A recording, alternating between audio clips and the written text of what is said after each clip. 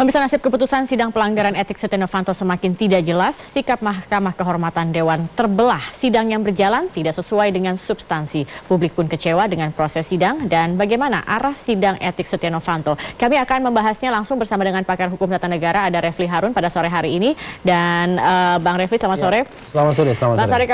Bang Refli, saya ingin tahu dulu bagaimana komentar Bang Refli terkait dengan 3 anggota MKD dari Partai Golkar yang kemarin datang ke konferensi pers dari Menko Polhukam. Apakah ini sikap yang memang patut dari seorang anggota MKD?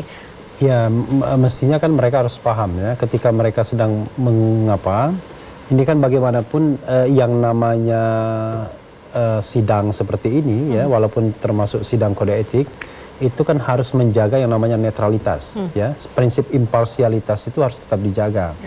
Karena kan kita tahu Pak Luhut adalah potensial untuk dijadikan saksi ya, dan bahkan tidak hanya begitu, juga mungkin punya konflik of interest kalau seandainya kemudian dia jadi diperiksa karena disebut dalam rekaman dan lain sebagainya. Maka paling bagus ya, anggota MKD itu selama proses ini belum selesai, mereka menjaga jarak dengan pihak-pihak yang barangkali punya kepentingan terhadap sidang MKD. Jadi secara etik ya tidak etis. Bisa dikatakan pelanggaran etik juga?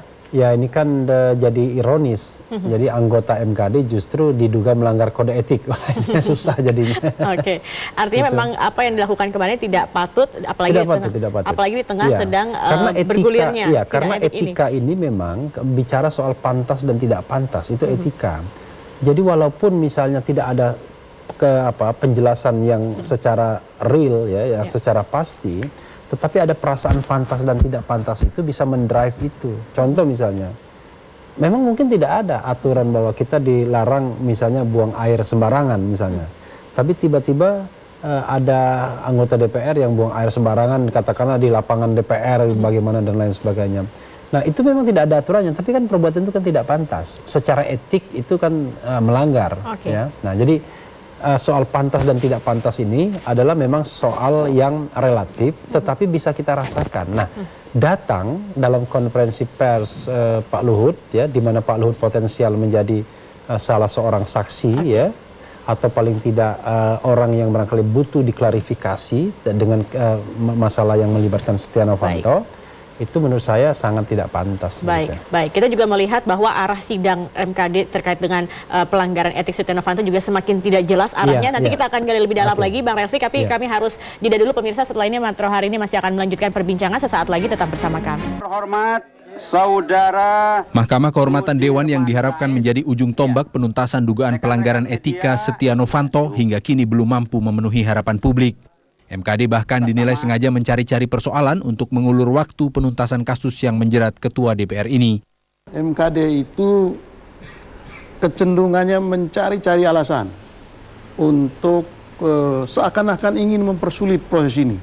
Sedemikian rupa. Misalnya pada saat awal yang diperdebatkan itu soal legal standing. Begitu itu selesai, lalu kemudian yang dipersoalkan soal rekaman. Kenapa cuma 11 menit? Setelah 11 menit ini dibuka, lalu kemudian menuntut lagi, minta yang rekamannya utuh, panjang, ya kan? Setelah rekamannya utuh diperdengarkan semuanya, itu lalu hari ini mereka mempersoalkan lagi. Pertanyaan publik sekarang ini, MKD ini maunya apa?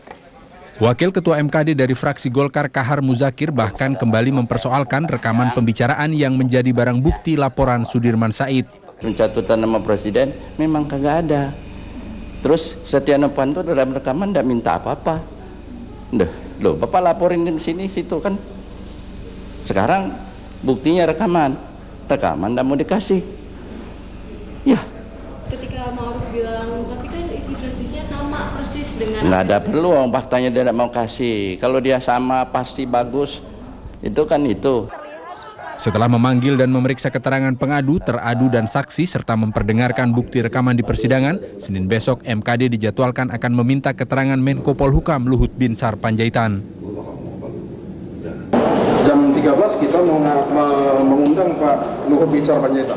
Tapi ada rencana nggak Bang untuk mempertemukan Setia Novanto, Pak Ma'ruf, dan Riza? Tergantung bagaimana pendalaman di MKD. Tentu setelah persidangan Senin kita akan rapat internal. Kan selalu proses begitu. Iya baik, tadi kalau kita sudah saksikan Bang Refli dan juga pemirsa satu informasi bahwa memang dipertanyakan setelah mempertanyakan bagaimana legal standing, kemudian juga rekaman diminta dibuka, sudah dibuka lalu dipertanyakan lagi keabsahan atau keaslian dari rekaman, lalu ada pernyataan dari Dikahar Muzakir menyatakan bahwa rekamannya tidak diberikan oleh Kejagung, untuk apa diteruskan lagi sidangnya seperti itu. Ini kalau kita melihat Bang, apa yang bisa Bang Refli baca atau memang seperti yang dikatakan oleh Sebastian Salang tadi, ini MKD maunya apa sebenarnya? Iya, MKD kan sudah jelas maunya kan.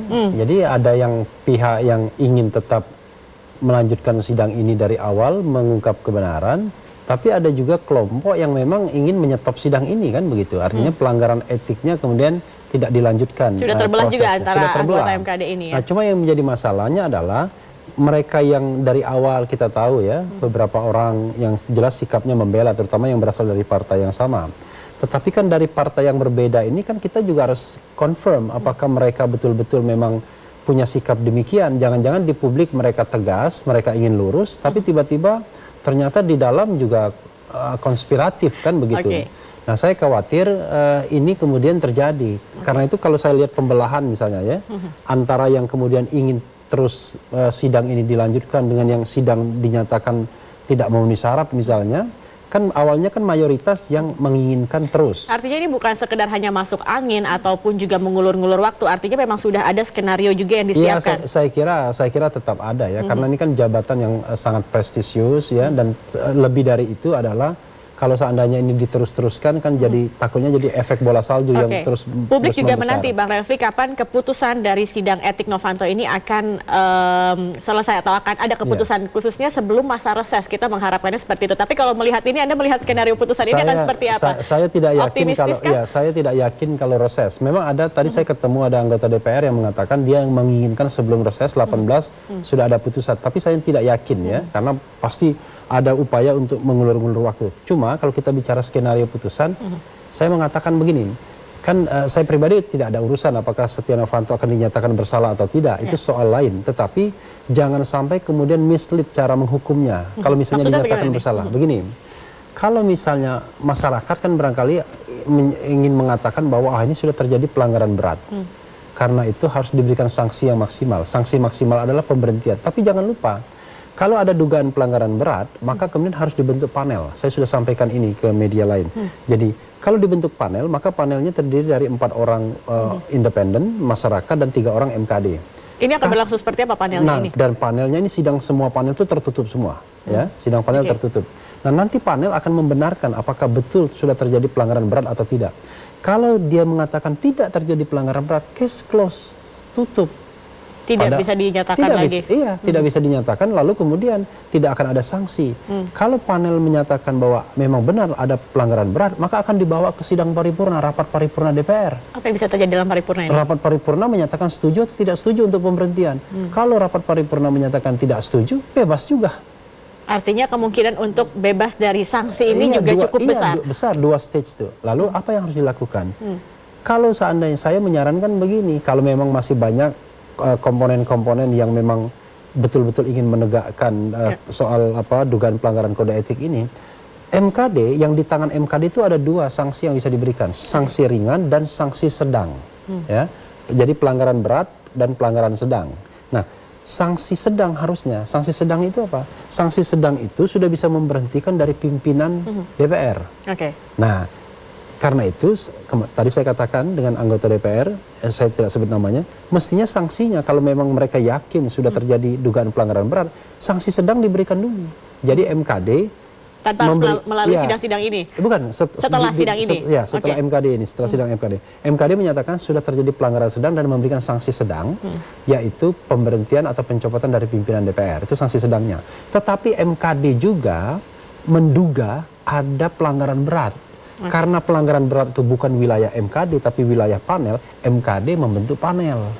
Nah, panel itu hanya untuk membuktikan ada tidaknya pelanggaran berat. Tapi pelanggaran sedangnya sudah case close, sudah diberhentikan sebagai pimpinan. Ini yang bisa dilakukan oleh anggota MKD sebenarnya. Jangan logikanya melompat. Kalau sanksi sedangnya tidak diberikan, langsung kemudian dugaan pelanggaran berat, memang kalau terbukti dan kemudian diterima di paripurna, akan berhenti sebagai anggota DPR dan tentu dengan demikian sebagai ketua DPR juga.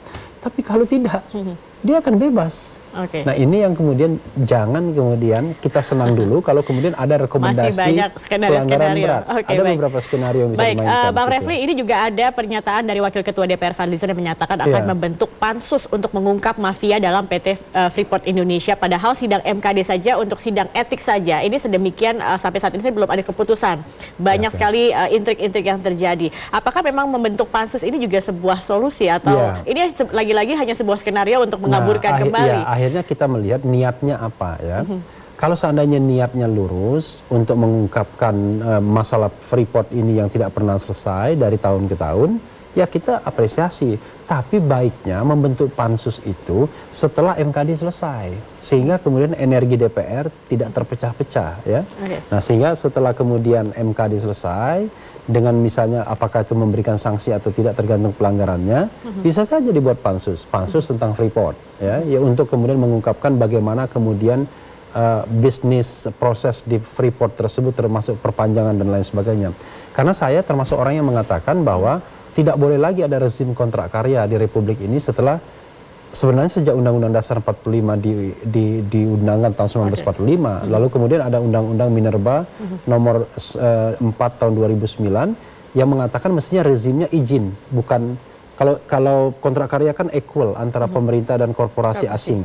Kalau ini kan tidak, rezimnya perizinan. Nah, setelah 2021 kontrak Freeport selesai, maka rezim perizinan yang harus kemudian dipraktikkan, bukan lagi rezim kontrak karya itu. Nah, karena itu tetapi kan harus ada dorongan politik ya, keberanian politik untuk ini. Nah, pansus dalam konteks itu silahkan saja, asal pansusnya tidak masuk angin juga tentunya. Lalu kemudian battle ketiga, proses hukum. Ya silahkan proses hukum juga memperlihatkan ini agar kemudian betul terang apakah terjadi pelanggaran hukum atau tidak. Baik, baik. Bang Refli, terakhir besok ini rencananya akan ada pemanggilan dari Menko Polhukam Luhut Panjaitan. Apakah kira-kira keterangan dari Luhut ini sendiri bisa memperkuat untuk memberikan hukuman atau sanksi sedang tadi kepada Setia Novanto? Bagaimana Anda melihatnya? Apakah? Ya sebenarnya ini agak ngeri-ngeri sedap juga. Kenapa? Karena begini. Kalau kita misalnya konsentrasi pada rekaman tersebut, kan rekaman tersebut sudah jelas menurut saya ya. Pertama, kejadiannya kan tidak disanggah. Memang benar ada pertemuan itu 3 kali. Lalu kemudian substansi dari rekaman itu kan tidak disanggah. Yang disanggah kan perolehannya dianggap ilegal. Itu sudah cukup sebenarnya untuk mengatakan bahwa ini ada terjadi pelanggaran ya. Dan saya kira konstruksi pelanggaran sedang pun masih masuk akal. Lalu kemudian apa yang diharapkan dari Luhut Panjaitan misalnya? Apakah mengatakan bahwa ya memang selama ini misalnya Pak Setia Novanto sering menghubungi saya dan lain sebagainya? Saya merasa kok tidak. Dia akan lebih pada membela dirinya bahwa dia nothing to do dengan urusan-urusan seperti itu. Kalau itu jadinya, maka tidak ada gunanya memeriksa Pak Luhut. Oke, baik. Terima kasih Bang Refli Harun atas kehadiran di Metro hari ini. Dan